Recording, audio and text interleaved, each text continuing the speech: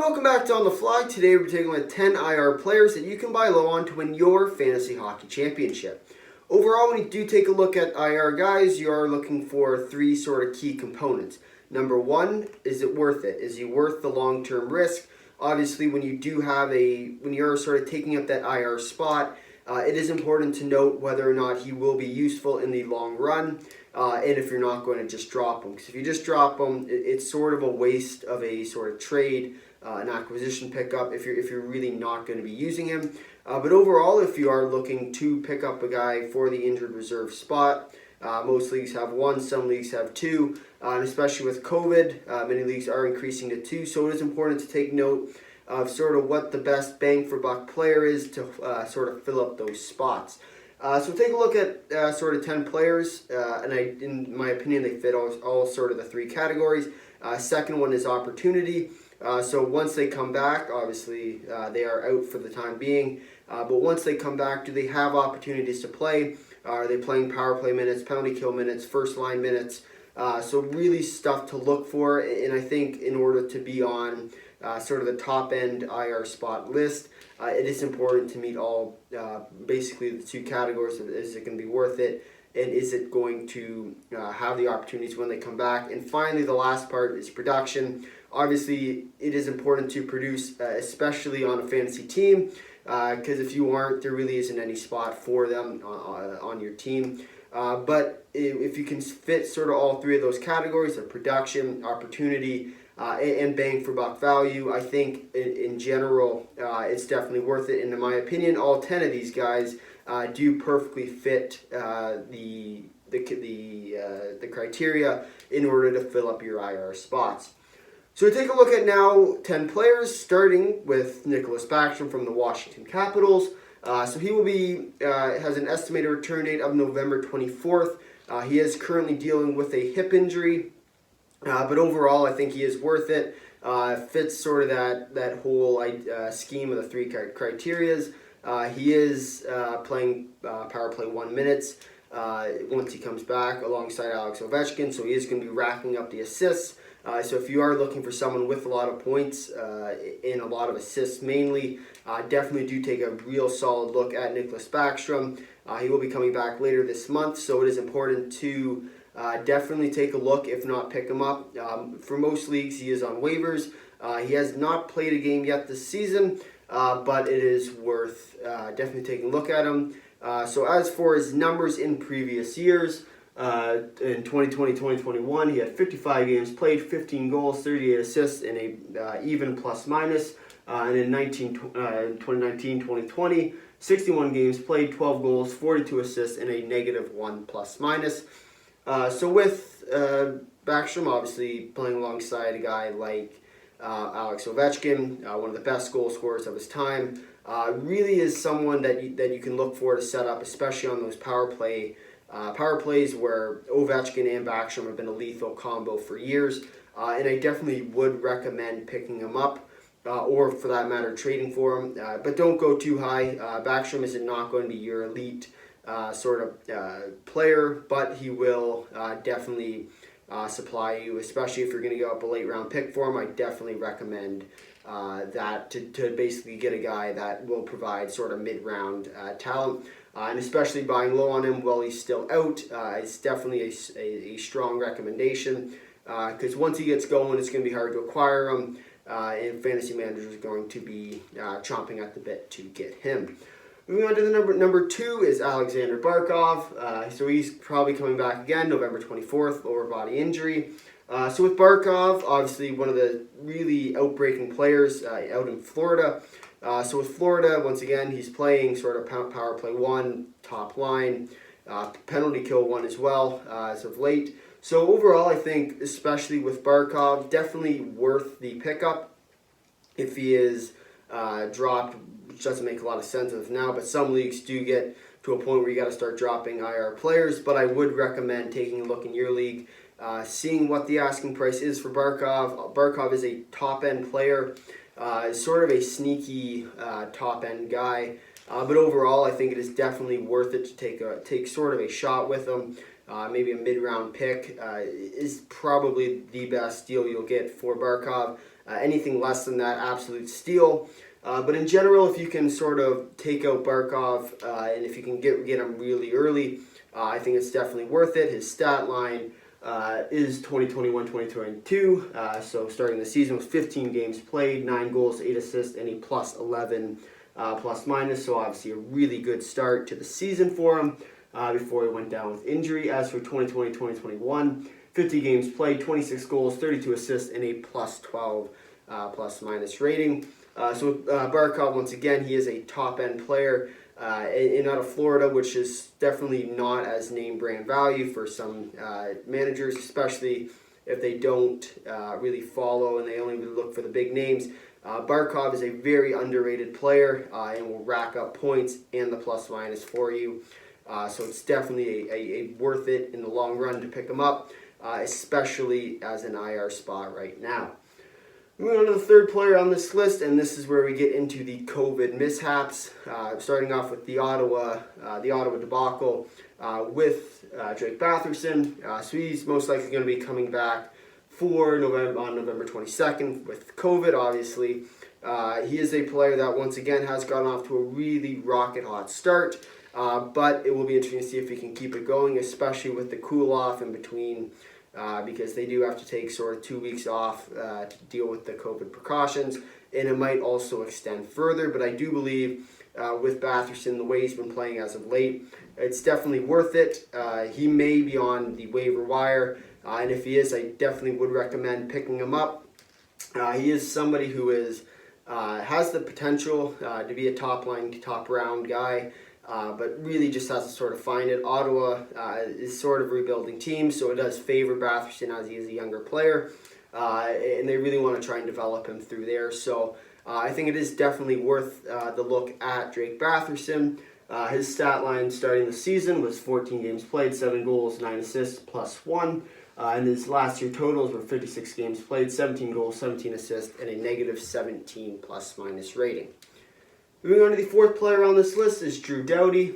So with Doughty, he is a little bit longer term out for December 22nd with an ankle injury, and that's really best case scenario. So I think it's going to be very interesting to see what happens with Doughty because he is sort of the king of all crops with fantasy, but he is out for a long period of time. So it is definitely worth checking in with fantasy managers that own him, whether or not they are looking to trade him, because obviously if they are looking to trade him, I would definitely suggest trying to steal him because he is a top round defenseman and is one of the best defensemen in the league in my opinion. He's going to be getting a lot of points on the power play, help on the PK, and really plays top line minutes out in LA. Sort of a top end player, but in general, I do believe that Drew Doughty is somebody who is worth picking up. His stat line is 20 start the season is 4 games played, 1 goal, 6 assists, and a plus 2. And his last year tallies are 56 games played, 8 goals, 26 assists, and a negative 14 plus minus rating. Moving on to the fifth player on this list is Jack Eichel. Jack Eichel has not necessarily been the top player that he once thought everybody would believe he would have been, as he has been struggling with a abbreviated neck out in Buffalo. Once again, the talk of the town. If you haven't heard about it, he did finally get traded out of Buffalo to the Las Vegas Golden Knights, coming back sometime in sort of February, March. And I do definitely recommend, if he has not been picked up already, pick him up in your league, stick him on your IR spot, because once he comes back, he will be most likely an elite level player, and I would most likely compare him to a top round pick, and I would put him in probably the top 20 picks once he becomes healthy. He will be averaging lots of points a game, playing alongside Mark Stone. Is really going to be the start of everything for him, so I would definitely recommend for you to pick up Eichel if you haven't already. So with his stat line, obviously not ideal because he hasn't played in a long time. But when he did, 21 games played, 2 goals, 16 assists, negative 9. And then 68 games played, 36 goals, 42 assists, and plus 5 in 2019-2020. Moving on to the sixth player on this list is Nathan MacKinnon. So with MacKinnon, it is going to be very difficult to pry him away from fantasy managers. Obviously, he is a top 5 pick in any league, in any format. But it is going to be very hard. So with him, December 1st is a sort of guideline principle, lower body injury. And it's really sort of unfortunate for him because he never really found it off the start of the season. And I think if he can sort of find it again, and I do believe he will find it later on in the season, especially once Colorado starts to get going, that he will find the back of the net and really just dominate like Nathan MacKinnon does. Overall, you can expect lots of goals, lots of assists, really solid plus-minus, especially when he's on his game. And really, he's just going to be the all-around dominant player that you expect from a guy like Nathan MacKinnon, a guy like Connor McDavid, Draisaitl, and for that matter, Kucherov, who is also on this list a little bit later. But in my opinion, if you can pick up MacKinnon early, before managers start to get annoyed and sort of get hope that he's going to be coming back, I think it is definitely worth it. So with him, his stat line was in 2021-2022 season, starting off with 8 games played, 1 goal, 9 assists, and a -3 right before he got hurt. And then a 2021 was 48 games played, 20 goals, 45 assists, and a +22 rating. Next up on this list is Jack Hughes. So with Hughes, he's looking to return December 3rd with a shoulder injury. So with Hughes, once again, another player that hasn't quite got off to the start he wanted to, getting injured in just his 3rd game, or 2nd game for that matter, which is sort of unfortunate for him. Obviously, hasn't quite found it in the NHL yet, playing with New Jersey. But with that, I do believe that he is another player that will be bouncing back once he returns from injury. With Hughes, sort of a lot of opportunities for him in New Jersey. No real limitations for him. He's going to be the sort of the star player out of New Jersey. Obviously, losing Taylor Hall, picking up a guy like Doughty Hamilton is going to be very important in the sort of development of the Devils program, and I think Hughes and Hamilton will be at the center of that.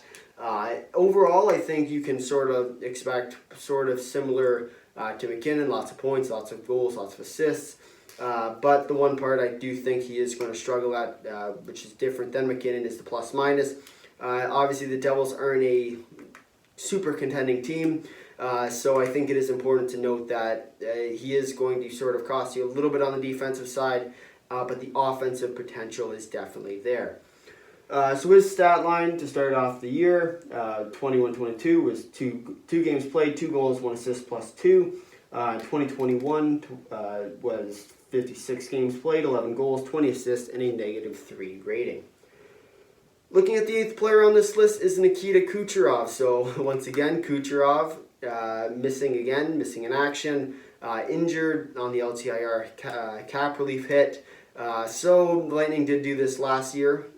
He kept getting pushed back up until the Stanley Cup playoffs, then of course broke out into the playoffs where caps doesn't matter and won the Stanley Cup.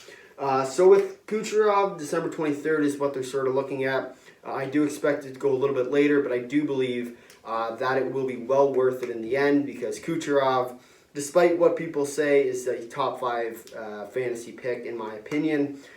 Definitely uncontested at top 10, but in my opinion, he is a top 5 player. So with Kucherov, I think you can expect, once again, lots of points, lots of goals, lots of assists, solid plus-minus.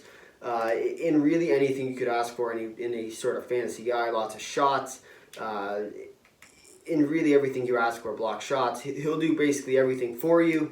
And he's also sort of that top power play guy, top line guy. And he hasn't quite got to the PK yet, but once he gets going, he may or may not be on that penalty kill.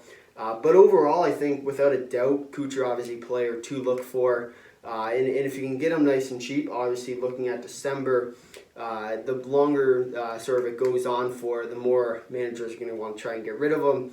So it is important to take note of that and maybe sort of swipe in, pick him up nice and cheap. Looking at, once again, a mid-round pick. If you can get him for a mid-round pick, that is a steal, absolutely. Late round pick, even better. But I think with Kucherov, it's definitely worth it because he does have the potential to put up massive amounts of numbers. 128 was one of his best seasons in terms of points. So I do believe, in general, it's not far-fetched for him to have an absolute breakout year, although it might be a little bit later on in the season. So for him, his stat line was in 2021-2022, to start the season, 3 games played, 1 goal, 3 assists, plus minus of 0. 6 in 2019-2020 because he missed the year. With 68 games played, 33 goals, 52 assists, and a plus 26 plus minus rating. The 9th player on this list is Dylan Larkin. So with Dylan Larkin, November 18th is what he's looking at with the COVID. So with Larkin, obviously, once again, another one of these players that sort of goes underneath the radar. Being in Detroit, it is very difficult for him to sort of be seen at a higher level, but you have sort of seen what he's capable of doing. He has had a very good start to the year before he went down with COVID. And I think in general, if he can keep it going, I think he's well worth it. And he's coming back relatively soon. Whether or not that's tomorrow, whether or not that's a week from now, really just depends on how well he's doing. And I think if he does play, absolutely, if he isn't already picked up by somebody, pick him up immediately, pick him up off your waivers. And if he is picked up, try and get a trade as quick as possible because he is going to be worth it in the end. He has the potential to put up a lot of goals, assists, points, plus minus, may or may not be there, obviously playing on a team like Detroit. But I think in the end, it's well worth the risk, the gamble. And I think in the end, if you want to go for him, definitely do suggest it. Look for sort of a late round pick if you can get him for that. If not, mid-round is probably an equal value for you. Anything higher than sort of a mid to late round pick might be a little bit excessive for a guy like Dylan Larkin. So his stat line was in 2022, started out the season, 14 games played, 8 goals, 6 assists, and a +1. And in 2020-2021, 44 games played, 9 goals, 14 assists, and a -14 plus minus rating. The final player on this list is Andrei Malkin. So December 1st with a knee issue. So with Malkin, sort of coming back to the power play lines, not necessarily going to be a force at 5v5. So if you're looking for a league with a lot of power play points, definitely recommend a guy like Malkin. And he's sort of worth a late round pick. I don't see him being sort of valued any higher. He isn't necessarily going to be a top-end player for you, but he is going to be someone that you can rely on for a lot of points, especially on the sort of power play and the penalty kill, because he does fall second in line to Sidney Crosby, who plays alongside Brian Rust and Jake Gensel. But his stat line from last year was 33 games played, 8 goals, 20 assists, and a -4. In 1920, was 55 games played, 25 goals, 49 assists, and a +7 rating. If you made it this far in the video, thanks for watching. If you'd like to drop a like, if you really liked, consider subscribing, tell all your friends, and leave a comment down below your thoughts on my list. Until next time, see ya.